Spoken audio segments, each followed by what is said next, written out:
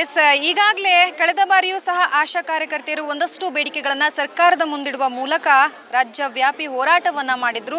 ಆದರೆ ಆ ಸಂದರ್ಭದಲ್ಲಿ ಒಂದಷ್ಟು ಸರ್ಕಾರದಿಂದ ಆಶ್ವಾಸನೆ ಸಿಕ್ಕಿತ್ತು. ಆದರೆ 7 ತಿಂಗಳು ಸಹ ಕಳೆದರೂ ಯಾವುದೇ ಆದೇಶಗಳು ಇಲ್ಲಿವರೆಗೂ ಬಂದಿಲ್ಲ ಅಂತ ಹೇಳಿ ಮತ್ತೆ ರಸ್ತೆಗಿಳಿದು ಇವತ್ತು ಪ್ರತಿಭಟನೆ ಮಾಡೋದಕ್ಕೆ ಮುಂದಾಗಿರುವಂಥದ್ದು. ಎಸ್, ನೀವು ದೃಶ್ಯಾವಳಿಗಳಲ್ಲಿ ಗಮನಿಸ್ತಾ ಹೋಗ್ಬೋದು ಯಾವ ರೀತಿಯಾಗಿ ಪ್ರತಿಭಟನೆಗೆ ಮುಂದಾಗಿದ್ದಾರೆ ಅಂತ ಹೇಳಿ. ರಾಜ್ಯದ ಪ್ರತಿಯೊಬ್ಬ ಆಶಾಕರ್ತೆಯರು ಸಹ ಈಗಾಗಲೇ ಫ್ರೀಡಂ ಪಾರ್ಕ್ನಲ್ಲಿ ಪ್ರೊಟೆಸ್ಟ್ ಮಾಡೋದಕ್ಕೆ ಮುಂದಾಗಿರುವಂತಹದ್ದು. ಎಲ್ಲಿ ನೋಡಿದರೂ ಸಹ ನಮಗೆ ಆಶಾ ಕಾರ್ಯಕರ್ತೆಯರೇ ಕಂಡು ಬರ್ತಾ ಇರುವಂಥದ್ದು. ಯಾಕಂತಂದರೆ ಇದೇನು ಮೊದಲ ಬಾರಿ ಅಲ್ಲ, ಕಳೆದ ಬಾರಿ ಜನವರಿಯಲ್ಲೂ ಸಹ ಅವರು ಪ್ರೊಟೆಸ್ಟನ್ನು ಮಾಡಿದರು, ಒಂದಷ್ಟು ಬೇಡಿಕೆಗಳನ್ನು ಸರ್ಕಾರದ ಮುಂದೆ ಇಟ್ಟಿದ್ರು. ಆದರೆ ಅದ್ಯಾವುದೂ ಸಹ ಇಲ್ಲಿಯವರೆಗೂ ಫಲಿಸಿಲ್ಲ ಅಂತ ಹೇಳಿ ಮತ್ತೆ ಪ್ರತಿಭಟನೆಗೆ ಮುಂದಾಗಿದ್ದಾರೆ. ಆದರೆ ಈ ಬಾರಿ ಆದರೂ ಸರ್ಕಾರ ಒಪ್ಪುತ್ತಾ ಅನ್ನುವಂಥದ್ದು. ಕಳೆದ ಬಾರಿ 4 ದಿನಗಳ ಕಾಲ ಸಂಪೂರ್ಣವಾಗಿ ಹಗಲು ರಾತ್ರಿ ಎನ್ನದೆ ಸಹ ಅವರು ಹೋರಾಟಕ್ಕೆ ಇಳಿದಿದ್ರು. ಆದರೆ ಈ ಬಾರಿ ಯಾವ ರೀತಿಯಾಗಿ ಸರ್ಕಾರ ಒಪ್ಪುತ್ತೆ ಅನ್ನುವಂಥದ್ದನ್ನು ನಾವು ಗಮನಿಸಬೇಕಾಗಿರುವಂಥದ್ದು. ಸರ್, ನನ್ನೊಟ್ಟಿಗೆ ಆಶಾ ಕಾರ್ಯಕರ್ತೆಯರ ಉಪಾಧ್ಯಕ್ಷರಾಗಿರುವಂತಹ ಮೇಡಮ್ ಅವರು ಇದ್ದಾರೆ. ನಾನು ಅವ್ರನ್ನ ಮಾತಾಡಿಸ್ತಾ ಹೋಗ್ತೀನಿ. ಮೇಡಮ್, ನೀವು ಕಳೆದ ಬಾರಿಯೂ ಸಹ ಸರ್ಕಾರದ ಮುಂದೆ ಒಂದಷ್ಟು ಬೇಡಿಕೆಗಳನ್ನು ಇಟ್ಟಿದ್ರಿ. ಅದೇ ರೀತಿಯಾಗಿ ಈಗಲೂ ಸಹ ತಾವು ಏನು ಪ್ರತಿಭಟನೆ ಮಾಡೋದಕ್ಕೆ ಮುಂದಾಗ್ತಾ ಇದ್ದೀರಾ. ಕಳೆದ ಬಾರಿ ನೀಡಿರುವಂಥ ಆಶ್ವಾಸನೆಗೆ ಇನ್ನೂ ಆದೇಶ ಹೊರಡಿಸಿಲ್ಲ, ತಾವೇನು ಹೇಳ್ತೀವಿ? ಆದೇಶ ಹೊರಡಿಸಿಲ್ಲ, ಅದಕ್ಕೆ ಪ್ರತಿಯಾಗಿ ನಾವು ಹೋರಾಟಗಳನ್ನು ಮಾಡ್ತಾ ಇದ್ದೀವಿ. ನಮಗನ್ಸೋದು ಹೋರಾಟ ಒಂದೇ ಮಾರ್ಗ, ಬೇರೆ ವಿಧದಲ್ಲಿ ಇವ್ರನ್ನ ಬಗ್ಸೋಕ್ಕೂ ಆಗಲ್ಲ. ಎಲ್ಲರನ್ನೂ ಕೇಳಾಯಿತು, MLAಗಳನ್ನ ಕೇಳಾಯಿತು, MP ಗಳನ್ನ ಕೇಳಾಯಿತು, ಸರ್ಕಾರದ ಮಟ್ಟಕ್ಕೂ ಹೋಗಾಯಿತು. ಎಲ್ಲ ಮನವರಿಕೆ ಮಾಡಾದ್ಮೇಲೂ ಕೂಡ ಅವ್ರು ಒಪ್ತಾ ಇಲ್ಲ. ಅದಕ್ಕೋಸ್ಕರ ಇವಾಗ ಬೀದಿಗಿಳಿಯುವಂಥ ಪರಿಸ್ಥಿತಿ ಅವ್ರು ನಿರ್ಮಾಣ ಮಾಡಿದ್ದಾರೆ, ನಾವು ತಂದ್ಕೊಂಡಿಲ್ಲ. ಇದೇ ವರ್ಷದಲ್ಲಿ 2ನೇ ರೌಂಡ್ ಅವ್ರು ಬೀದಿಗಿಳಿಸ್ತಾ ಇದ್ದಾರೆ ನಮ್ಮನ್ನು ಈ ರೀತಿಯಾಗಿ ಅಹೋರಾತ್ರಿಯಲ್ಲಿ. ಸೊ ಹಾಗಾಗಿ ಸರ್ಕಾರ ಎಚ್ಚೆತ್ಕೋಬೇಕು.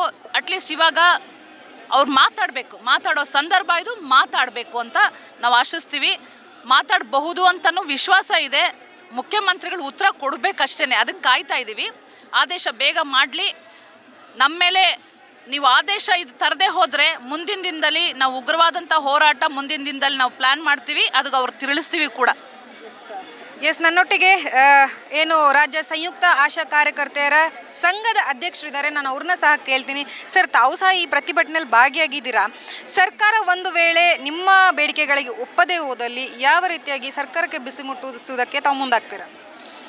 ಈಗಾಗಲೇ ನಿಮಗೆಲ್ಲ ತಿಳಿದಿರುವಂತೆ ಜನವರಿನಲ್ಲಿ ಈ ಒಂದು ಹೋರಾಟನ ನಾವು ಮಾಡಿದಾಗ ಮಾನ್ಯ ಮುಖ್ಯಮಂತ್ರಿಗಳು ನಮಗೆ ಮಾತುಕತೆಗೆ ಕರೆದು 4ನೇ ದಿವಸ ಮಾತುಕತೆಗಳಿಗೆ ಕರೆದು ನಮ್ಮ ಜೊತೆ ಮಾತಾಡಿದರು. ಆಮೇಲೆ 10,000 ಅವರಿಗೆ ಗ್ಯಾರಂಟಿ ಮಾಡ್ತೀವಿ ಅಂತೇಳಿ. ನಾವು 10,000 ಗ್ಯಾರಂಟಿ ಕೇಳಿರೋದೇನೆಂದರೆ, ಈಗಾಗಲೇ ರಾಜ್ಯ ಸರ್ಕಾರದ ಮತ್ತು ಕೇಂದ್ರ ಸರ್ಕಾರದ ಅನುದಾನ ಏನಿದೆ, ಆ ಅನುದಾನದಲ್ಲಿ ನಮಗೆ 10,000 ಕೊಡಂತೆ ಕೇಳಿದ್ವಿ ನಾವು.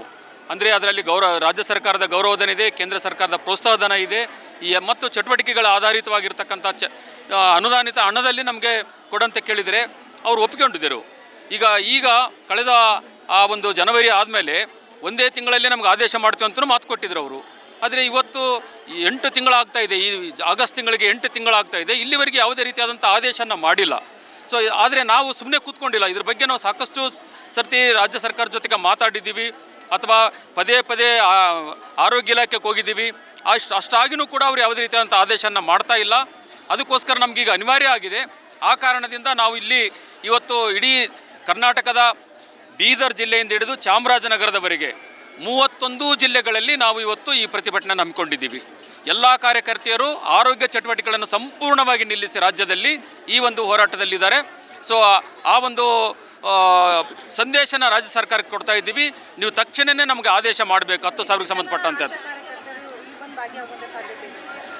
ಇಲ್ಲಿ ನಾವು ಬೆಂಗಳೂರು ಸುತ್ತಮುತ್ತ ಇರತಕ್ಕಂಥ ಬೆಂಗಳೂರು ಗ್ರಾಮಾಂತರ, ಬೆಂಗಳೂರು ನಗರ, BBMP ಮತ್ತು ಕೋಲಾರ ಜಿಲ್ಲೆಗಳು ಮತ್ತು ರಾಮನಗರದ ಕೆಲವು ಭಾಗವನ್ನು ನಾವು ಇಲ್ಲಿಗೆ ಮಾತ್ರ ಕರೆದಿರೋದು. ಉಳಿದಂತೆ ಎಲ್ಲ ಜಿಲ್ಲೆಗಳು ಅವರವರ ಜಿಲ್ಲಾ ಕೇಂದ್ರಗಳಲ್ಲೇ ಮಾಡ್ತಾ ಇದ್ದಾರೆ. ಸೊ 42,000 ಜನ ಆಶಾ ಕಾರ್ಯಕರ್ತರು ಇವತ್ತಿಂದ ಎಲ್ಲ ಆರೋಗ್ಯ ಚಟುವಟಿಕೆಗಳನ್ನು ಸಂಪೂರ್ಣವಾಗಿ ನಿಲ್ಲಿಸಿ ರಾಜ್ಯದಾದ್ಯಂತ ಪ್ರತಿಭಟನೆಯಲ್ಲಿದ್ದಾರೆ. ಮೇಡಮ್, ತಾವೆಲ್ಲ ಬೇರೆಯವರ ಆರೋಗ್ಯವನ್ನು ಗಮನಿಸ್ತೀರಾ, ಹೇಗೆ ಎಂತ ಅಂತ ಹೇಳಿ. ಬಟ್ ಈಗ ಸದ್ಯಕ್ಕೆ ತಾವು ಬೀದಿಯ ಮಧ್ಯದಲ್ಲಿ ನಿಂತಿದ್ದೀರಾ. ಸರ್ಕಾರ ನಿಮ್ಮ ನೋವನ್ನು ಮತ್ತು ಅದರ ಜೊತೆಗೆ ಈಗ ಹೆಣ್ಣುಮಕ್ಕಳಿಗೆಗೋಸ್ಕರ ಅಂತ ಹೇಳಿ ಒಂದಷ್ಟು ಯೋಜನೆಗಳನ್ನು ತಂದಿದ್ದಾರೆ. ಸರ್ಕಾರ ನಿಮ್ಮ ನೋವನ್ನು ಆಲಿಸುತ್ತೆ ಅಂತ ಅನಿಸುತ್ತಾ ನಿಮಗೆ? ಆಲಿಸಬೇಕು ಮೇಡಮ್. ಇದು ಕರ್ತವ್ಯ ಇದೆ. ಅವ್ರ ಮನುಷ್ಯತ್ವ ಅಂತ ಇದ್ದರೆ ಸರ್ಕಾರಕ್ಕೆ ನಿಜವಾಗ್ಲೂ ಆಲಿಸಬೇಕು. ಇಲ್ಲ ಅಂದರೆ ನಾವು ಕೂಡ ಗರ್ಭಿಣಿಯರಿಗೆ ಬಾಣಂತಿಯರಿಗೆ ಮಾತ್ರ ಹೆಣ್ಮಕ್ಳು ಅಂತ ಇದು ಮಾಡ್ತಾರಲ್ಲ, ನಾವು ಹೆಣ್ಮಕ್ಳು ನಾವು ಹೋಗಿ ಅವ್ರಿಗೆ ಹೆಲ್ಪ್ ಮಾಡಿದ್ರೇ, ನಾವು ಹೋಗಿ ಅವ್ರನ್ನ ನೋಡ್ಕೊಂಡ್ರೇ ಅವರು ಚೆನ್ನಾಗಿರೋದು. ದಯವಿಟ್ಟು ಹೆಣ್ಮಕ್ಳನ್ನ ಹೆಣ್ಮಕ್ಳಿಗಾಗೆ ಸರ್ಕಾರ ಅಂತಾರೆ, ದಯವಿಟ್ಟು ಅದನ್ನು ನೀಟಾಗಿ ನಡ್ಕೊಳ್ಳೋಕೆ ಕೇಳಬೇಕು ಸರ್ಕಾರಕ್ಕೆ ಅಷ್ಟೇ. ಬಾಯಲ್ಲಿ ಮಾತ್ರ ಅಲ್ಲ, ಮನಸ್ಸಿಂದನೂ ಬರಬೇಕು.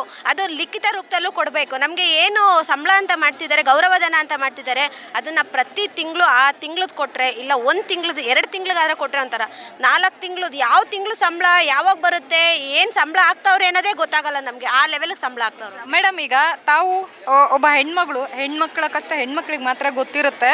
ಸೊ ಪ್ರತಿ ಬಾರಿ ಈ ಕಳೆದ ಬಾರಿಯೂ ಸಹ ತಾವು ಪ್ರತಿಭಟನೆ ಮಾಡಿದ್ರೆ ಈಗಲೂ ಮತ್ತೆ 4 ದಿನ ಇದೇ ಫುಟ್ಪಾತಲ್ಲಿ ಕೂತ್ಕೋಬೇಕು, ತಾವು ಇದೇ ಚಳಿಲಿ ಇದೇ ಮಳೇಲಿ ಕೂತ್ಕೋಬೇಕು. ಏನು ಹೇಳ್ತೀರಾ? ಪದೇ ಪದೇಯಾಗಿ ಈ ರೀತಿಯಾಗಿ ಹೆಣ್ಮಕ್ಳು ಬೀದಿಗೆ ಇಳಿಲಿ ಅಂತಲೇ ಸರ್ಕಾರ ಕಾಯ್ತಾ ಇದೆಯಾ? ಅದು ಸರ್ಕಾರಕ್ಕೆ ನಾಚಿಕೆ ಆಗಬೇಕಾಗಿರೋಂಥ ಕೆಲಸ ಮೇಡಮ್. ಯಾಕಂದರೆ ಹೆಣ್ಮಕ್ಳನ್ನ ಬೀದಿಗೆ ಇಳಿಸಿ ಇವತ್ತು ಅವರು ಅಲ್ಲಿ ನೋಡ್ಕೊಂಡು ಕೂತಿದ್ದಾರೆ ಅಂತಂದರೆ ಸರ್ಕಾರಕ್ಕೆ ಆಗಬೇಕಾಗಿರೋ ನಾಚಿಕೆ ಅಂತ ಹೇಳ್ತೀನಿ ಮೇಡಮ್. ಓಕೆ, ಸೊ ನೋಡಿದ್ರಲ್ಲ, ಇದಿಷ್ಟು ನಮ್ಮ ಆಶಾ ಕಾರ್ಯಕರ್ತೆಯರ ಮನದಾಳದ ಮಾತಾಗಿರುವಂಥದ್ದು. ಒಂದಷ್ಟು ಬೇಡಿಕೆಗಳನ್ನು ಮುಂದಿಡ್ತಾ ಇದ್ದೀವಿ. ಸರ್ಕಾರ ಇನ್ನಾದರೂ ಒಪ್ಪುತ್ತಾ ಅನ್ನುವಂಥದ್ದನ್ನು ನಾವು ಕಾದು ನೋಡಬೇಕಾಗಿರೋದು. ಅದ್ರ ಜೊತೆಗೆ ಸರ್ಕಾರ ಏನಾದರೂ ಇವತ್ತೇ ಸ್ಪಂದಿಸುತ್ತಾ, ಇಲ್ಲ ಇನ್ನೂ 4-5 ದಿನಗಳು ಅಹೋರಾತ್ರಿಯನ್ನು ಇವರು ಇಲ್ಲೇ ಕಳಿಬೇಕಾಗುತ್ತಾ ಅನ್ನುವಂಥದ್ದನ್ನು ಕಾದು ನೋಡಬೇಕಾಗಿರುವಂಥದ್ದು. ಕ್ಯಾಮ್ರಾ ಪರ್ಸನ್ ನಮ್ಮ ಜೊತೆ ಲಕ್ಷ್ಮೀ ಬಾಗಲಕೋಟೆ, ಅಶ್ವಗ ನ್ಯೂಸ್, ಬೆಂಗಳೂರು.